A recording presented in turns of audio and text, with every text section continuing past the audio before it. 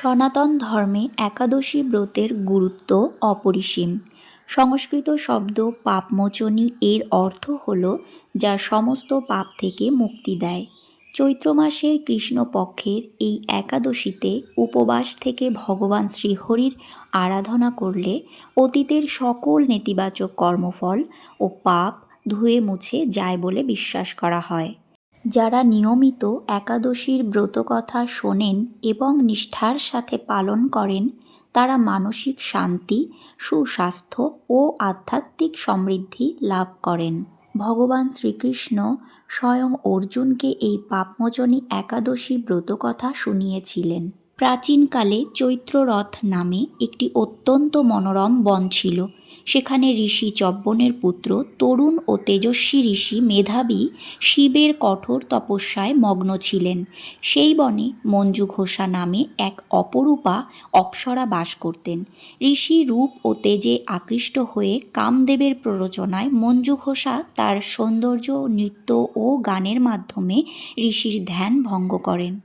ঋষি মেধাবী তার রূপে মুগ্ধ হয়ে তপস্যার কথা ভুলে যান এবং দীর্ঘ 57 বছর তার সাথে কামনা বাসনায় অতিবাহিত করেন। যখন ঋষি মেধাবীর হুঁশ ফেরে এবং বুঝতে পারেন যে তার দীর্ঘ বছরের অর্জিত তপস্যার ফল নিমিষেই নষ্ট হয়েছে, তখন তিনি প্রচণ্ড ক্ষুব্ধ হন।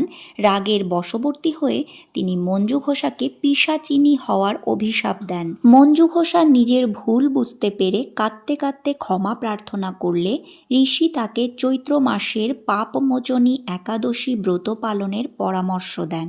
অন্যদিকে নিজের তপস্যা ভঙ্গের পাপে ঋষি মেধাবী নিজেও পুণ্যহীন হয়ে পড়েছিলেন। তখন তার পিতা চব্বন ঋষির নির্দেশে তিনিও এই একাদশী ব্রত পালন করেন। এই ব্রতের প্রভাবে মঞ্জু ঘোষা পিশাচী রূপ থেকে মুক্তি পেয়ে পুনরায় স্বর্গে ফিরে যান এবং ঋষি মেধাবীও তার হারানো পুণ্য ও আধ্যাত্মিক শক্তি ফিরে পান।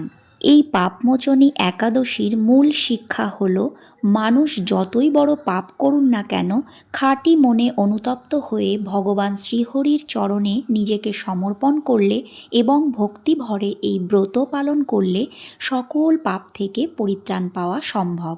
এই দিনে দরিদ্র বা ব্রাহ্মণদের অন্ন, বস্ত্র বা সামর্থ্য অনুযায়ী অর্থ দান করা অত্যন্ত পুণ্যজনক বলে মনে করা হয়। হিন্দু শাস্ত্র মতে উপবাসের পাশাপাশি ব্রতকথা শ্রবণ বা পাঠ করলে একাদশীর সম্পূর্ণ পুণ্য লাভ হয়।